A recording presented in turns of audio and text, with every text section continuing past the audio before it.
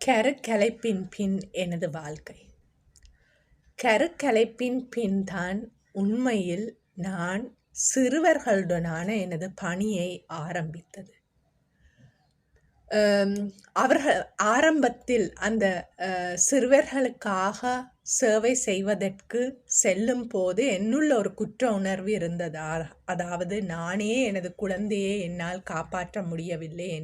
நானே எனது குழந்தையை அழித்தேன்.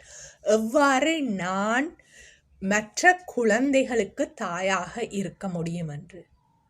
ஆனால் பெற்றோரை இழந்த பல குழந்தைகளை நான் எனது குழந்தையை இழந்ததன் காரணமாக சந்திக்க முடிந்தது. எனது குழந்தையை நான் இழந்த பிறகு நான் ஒரு புது வாழ்க்கையை ஆரம்பித்தேன்.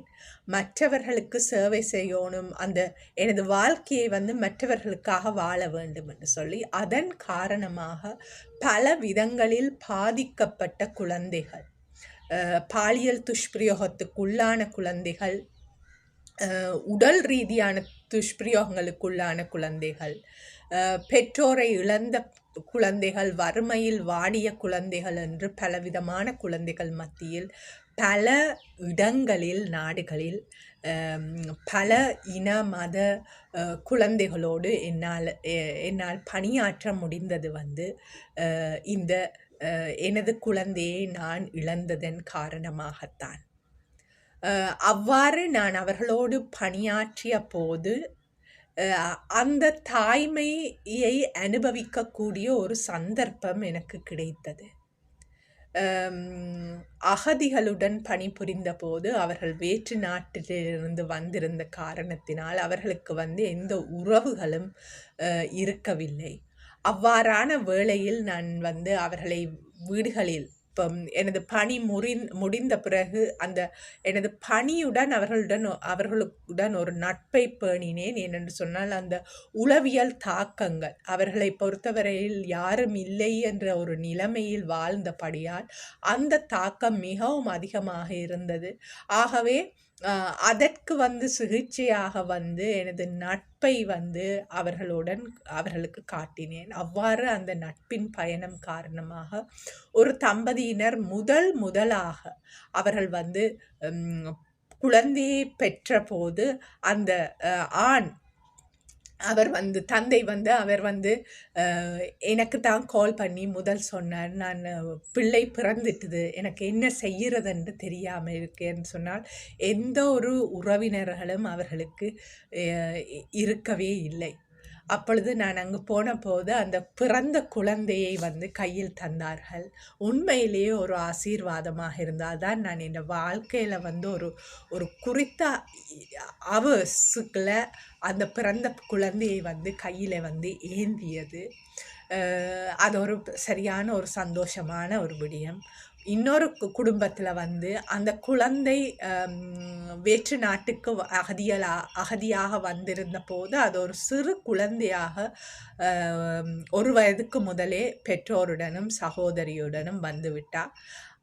அவவுக்கு குடும்பம் என்று சொன்னால் அம்மா, அப்பா, அக்கா, இதுதான் அவவுக்கு குடும்பம் என்று தெரியும். வேற ஒருத்தருமே அதாவது பேரன், பேத்தி, மாமி, மாமா அப்படி எந்த ஒரு உறவுகளுமின்றி இவர்கள் தான், இதுதான் எனது குடும்பம் என்று அப்பார்.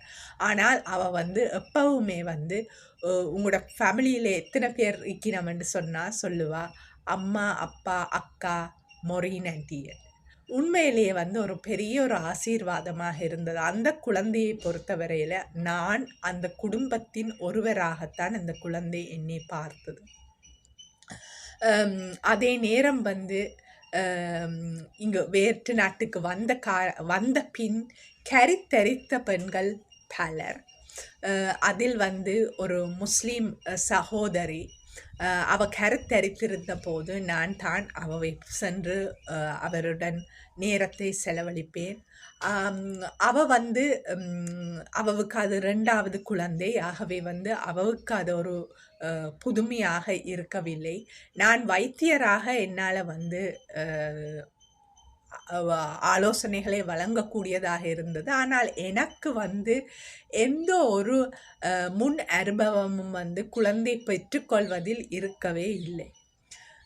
ஆனாலும் வந்து அந்த அவளோடு பயணித்த ஒரு பயணம், பிள்ளை பிறக்க ஏனென்று சொன்னால் முஸ்லீம் சமூகத்தில் இருந்தபடியால் வந்து கணவன் வந்து ஒரு அவரால் வந்து வந்து மெட்டர்னிட்டி வார்டுக்கு கூட்டிட்டு போக முடியவில்லை. ஆகவே நாங்கள் மற்ற பெண்கள் எல்லாம் இருந்தார்கள். ஆகவே அந்த பயணம் வந்து ஒரு விசேஷமாக இருந்தது. நான் தான் அவளோடு வந்து அந்த பிள்ளையை பெறுவதற்காக அந்த மெட்டர்னிட்டி வார்டில் கொண்டு போய் அனுமதித்து, அவர்கள் வந்து தலையை எல்லாம் கவர் பண்ணி, ஆகவே இங்கே வந்து பெட் ஷெக்கெட் போட சொல்லுவார்கள். அது ஒரு பெரிய ஒரு சவாலாக இருந்தது. எவ்வாறு என்னென்னு சொன்னால் எனக்கும் வந்து அந்த அனுபவம் இருக்கையில் எவ்வாறு வந்து முஸ்லீம் நபர்கள் வந்து அவ்வாறு வந்து குழந்தையை பெற்றுக்கொள்வார்கள் என்று சொன்னால் அது வந்து ஒரு சாதாரண ஆஸ்பத்திரி. அந்த இடத்துல வந்து நிறைய முஸ்லீம்கள் இருக்கவில்லை. ஆகவே அது ஒரு சவாலாக இருந்தது.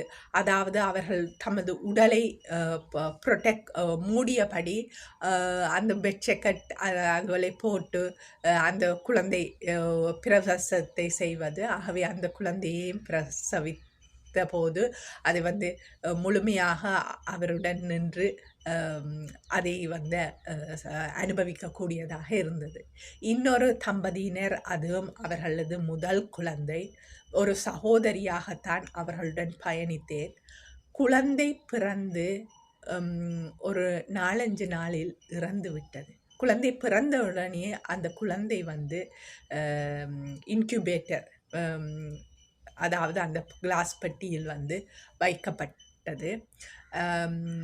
ஸோ இந்த தாய் வந்து வைத்தியசாலையில் இருந்து அந்த குழந்தைக்கு தாய்ப்பாலை ஊட்டி கொண்டிருந்தார். அந்த கணவன் தந்தை வந்து போய் குழந்தையை பார்த்துட்டு வர அனுமதிக்கப்பட்டது.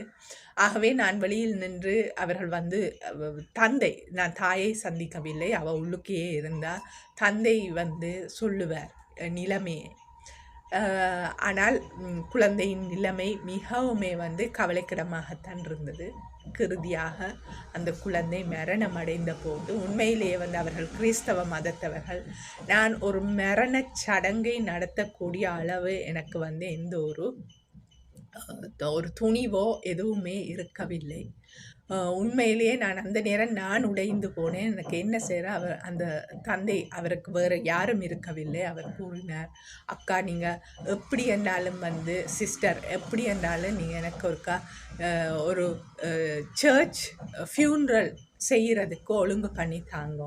எனக்கு எவ்வாறு யாரிடம் இப்படி கேட்பது, என்ன செய்வது, இது வந்து ஒரு புது அனுபவம், எனக்கு தெரியவில்லை. நல்ல காலம், ஒரு மிஷனரி பெண்மணி, வெள்ளைக்கார பெண்மணி பணிபுரியும் இங்கே பணிபுரியும் ஒருவர், அவர் வந்து அவர் பின்னர் அவர்களை வந்து கவுன்சிலிங் எல்லாமே செய்து அவர்களை வந்து அவதான் அந்த சர்வீஸை நடத்தினது. அந்த பாடியை தாக்குறது, அந்த பாடிக்குரிய அந்த பெட்டியை எடுத்து கொடுப்பது, எல்லா உதவிகளையும் அவவே செய்து முடித்தார். ஆகவே வந்து இவ்வாறு வந்து அனுபவங்கள் பல குழந்தைகளுடன். அதே நேரம் வந்து நான் பணிபுரிந்த போது இந்த அகதிகளுக்கு வந்து அந்த கர்ப்பிணி பெண்களுக்கு வந்து உணவு, அந்த பொதி, அவர்களுக்கு தேவையான அந்த பிரசவம் நடைபெறும் போது அந்த குழந்தைகளுக்கு தேவையான விடயங்கள் அவற்றை பெற்று கொடுப்பதிலும் வந்து நான் முன்னின்று செயற்பட்டேன். உண்மையிலேயே இதுவையெல்லாம் செய்தது வந்து எனது ஆரோக்கியத்துக்கு ஒரு காரணமாக இருந்தது. நான் கருவை இழந்தேன். அதற்காக வந்து வந்திருக்கும் கருக்கள், வரப்போகும் கருக்களுக்கு நாங்கள் எங்கள் உதவிகளை செய்வதன் மூலம் வந்து அந்த இழந்த கருவுக்கும் வந்து ஏதோ ஒரு விதத்தில் ஒரு நன்றி கடன். என்னன்னு சொன்னால், நான் எனது கருவை எனது குழந்தையை பெற்றிருப்பேன், ஆனால் எனக்கு இவற்றையெல்லாம் செய்ய வேண்டும். ஆனால் என்னால் வந்து இவற்றை எனக்கு செய்ய முடியவில்லை. என்னால் செய்ய முடியாததை மற்றவர்களுக்கு செய்வதும் வந்து ஒரு ஆரோக்கியமான ஒரு வாழ்வுக்கு மிகவும் இன்றியமையாத ஒன்று. ஆகவே இவ்வாறு அந்த குழந்தைகள அந்த கர்ப்பிணி தாய்மார்களுக்கு வேண்டிய அனைத்து விடயங்களையும் வழங்குவதிலும் வந்து இன்னொரு வைத்தியரும், பெண் வைத்தியரும் மற்றும் பலர் உதவியுடன் தான் நடைபெற்றது. எப்பவுமே வந்து எனது நண்பி கரீன், அவ வந்து இதுகளுக்கு எல்லாவற்றுக்கும் முன்னின்று துணை நிற்பா, செய்யறதற்கு ஊக்குவிப்பா. அவவின் உதவியுடனும் செய்யக்கூடியதாக இருந்தது.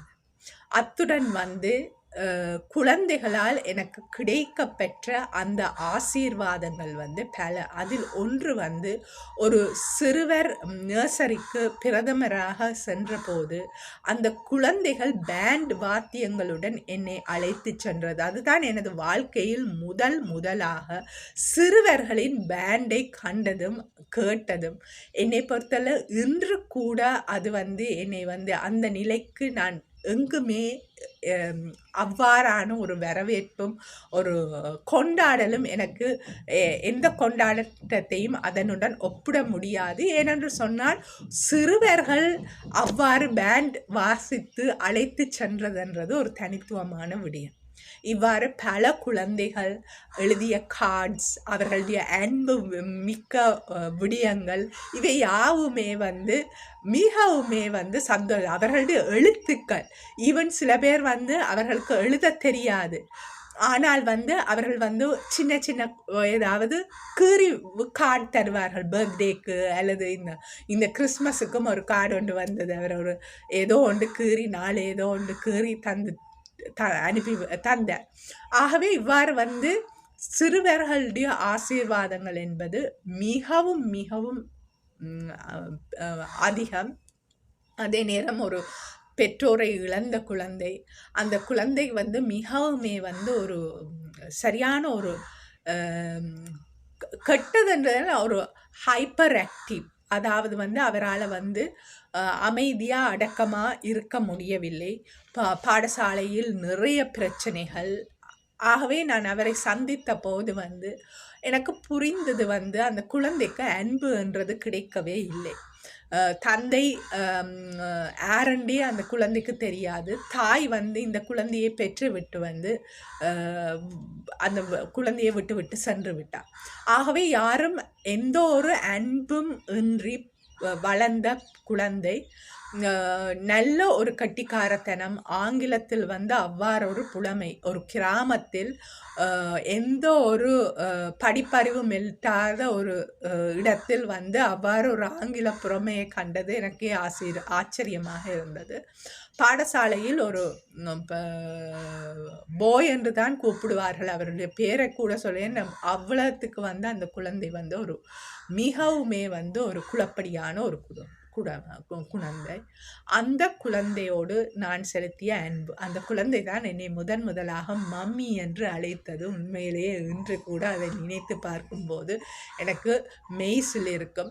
அவ்வாறு மடியில் வைத்து கார்ட்டூன்ஸ் பார்க்க வைத்து, அவருக்கு வந்து எந்த ஒரு ஆண் தொடர்பு, ஆகவே எனது ஆண் நண்பர்களுடன் அன்று ஜூமில் கதைக்க வைத்து, இவ்வாறு எல்லாம் ஸ்கைப் அந்த ஜூமில் ஸ்கைப் காலத்தில் ஸ்கைப்பில் கதைக்க வைத்து, ஆகவே ஆண் நண்பர்களும் அவருக்கு வந்து ஒரு தந்தை வழியான ஒரு பாசத்தை ஏதோ ஒரு விதத்தில் காட்டி, இவ்வாறு எல்லாம் அவரை செய்ததன் காரணமாக பாரிய மாற்றம், குழப்படித்தனத்தில் இருந்து மாற்றம் ஏற்பட்டது.